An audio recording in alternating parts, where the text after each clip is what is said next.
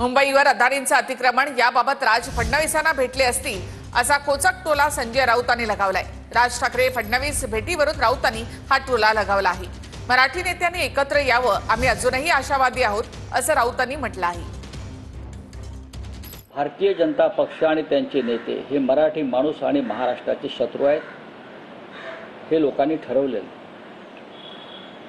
दोघे भेटले असतील, ते का भेटले असतील, कोणत्या संदर्भात भेट, कदाचित ते मुंबईवर जे गौतम अडाणीचं अतिक्रमण सुरू आहे त्या संदर्भात राज ठाकरेंना काही सांगायचं असेल, हे थांबवायला पाहिजे गौतम अडाणीचं आक्रमण मराठी माणसावरचं, तो त्यांनी विषय कदाचित घेतला असेल।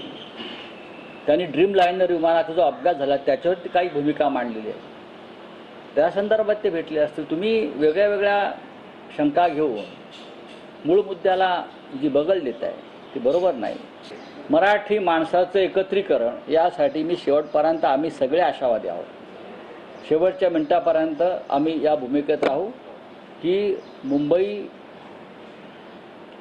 परप्रांतीय उद्योगपती अशा पद्धतीने गिळत असतील आणि त्याला भारतीय जनता पक्ष एकनाथ शिंदेंसारखे लोक आर्थिक लोभापोटी मदत करत असतील तर सर्व मराठी नेत्यांनी, महाराष्ट्र अभिमान्यांनी एकत्र यावं, ही माननीय उद्धव ठाकरे आणि शिवसेनेची भूमिका काय